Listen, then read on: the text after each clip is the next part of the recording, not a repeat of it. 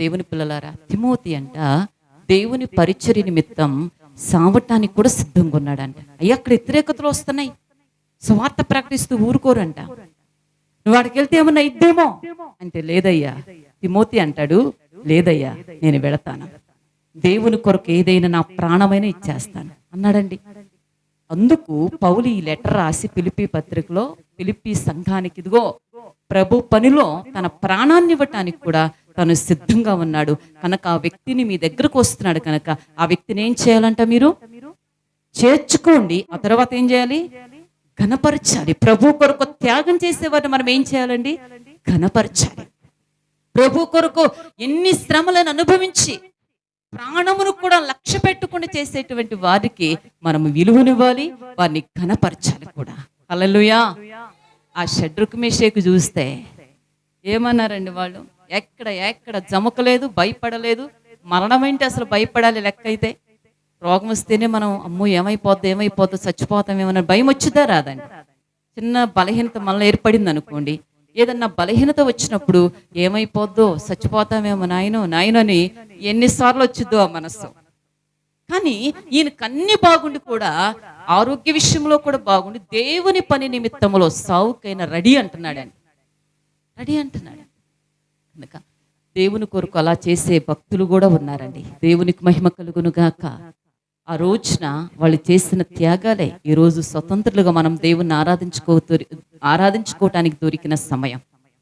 యేసు ప్రభు యొక్క శిష్యులు పలు విధాలుగా మరణించారు. అంటే వారికి మరణం రాలేదండి, వారికి వారు చేసుకోవాలా. దేవుని స్వార్థ నిమిత్తమై ప్రకటిస్తుంటే చంపేశారు. చంపుతారన్న భయం కూడా లేకుండా ప్రాణాలకు తెగించి ఈ రోజున ప్రతిదానికి భయపడతాం. మనం ప్రతిదానికి భయపడతాం. దేవునికి మహిమ కలుగును గాక. ఈ తిమోతి చెప్తున్న మాట ఏంటంటే, అయ్యా, నువ్వెక్కడికి పంపిస్తే ఎక్కడికి వెళ్ళి సేవ చేస్తాను. ఎంత వ్యతిరేకులున్నా వాళ్ళ దగ్గరికి వెళ్ళి నేను సేవ చేస్తాను. ఒకవేళ చంపటానికి వాళ్ళు సిద్ధమైన, నేను నిన్ను నమ్ముకుని బయటికి మాత్రం వెళ్ళను.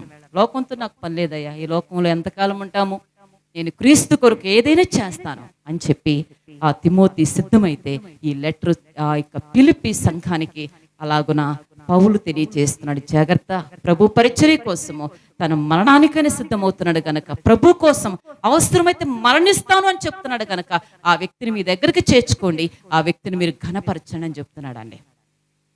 హల్లెలూయా. కనుక ఎలాంటి పరిస్థితి వచ్చినా నేను దేవుణ్ణి నమ్ముకుంటాను. నీ ఇంటి వారు బాధించినా నేను దేవుణ్ణి నమ్ముకుంటాను. పక్కనోడు బాధించినా నా దేవుడు నా బాధలో చిడిపించాడు, నా పాపాల నుంచి నన్ను క్షమించాడు. నువ్వేం చేస్తే నాకేంటయ్యా, నాకు ప్రభు కావాలనేటువంటి రోషం కలిగినటువంటి పిల్లలుగా తయారవ్వాలండి. మనం అలా మార్చబడాలి. వాళ్ళ అనంగాల భయపడి, వీళ్ళ అనంగాల భయపడి, కుమారుల అనంగాల భయపడి, ఇంట్లో వాళ్ళ అనంగాల భయపడి, ఈ భయపోలాట ఒక రోజున నిన్ను పిరికిదాలా చేసేసిద్ది. సాతానుడు వాడుకుంటాడు. పిరికి వారికి దేవుని రాజ్యము లేదు. పిరికి వారిని వెంబడిస్తూ ఉంటే సాతాను ఒక పిరికి పెట్టేసిద్ది. దేవునిలో నిన్ను ఎదగకుండా చేస్తూ ఉంటది. ఇలా అందరిని ఉపయోగించుకుని నీ భక్తి జీవితాన్ని దేవునికి దూరంగా ఉంచేస్తూ ఉంటది. కనుక దేవుని కొరకు ఛాలెంజ్గా నిలవాలండి. ప్రభు మన కొరకు ఎంత త్యాగం చేశాడో చూడండి. దేవుని కొరకు నువ్వు నిలబడలేవా? తిమోతి అక్కడ మనం చూస్తే దేవుని కొరకు అవసరమైతే నా ప్రాణమైనా ఇస్తాను అన్నాడు. షడ్రకు మేషకు వారిని మనం చూస్తే వాళ్ళు దేవుని కొరకు ప్రాణమని ఇస్తామన్నారు, ప్రాణం పోలా. ఎంత ఆశ్చర్యం అండి! ప్రాణమైన ఇస్తామన్నారు కానీ ప్రాణం పోయిందండి వాళ్ళ దగ్గర. చచ్చిపోయారా? దేవుని కొరకు నిలబడ్డాడు కనుక దేవుడి వారితో నిలబడ్డాడు.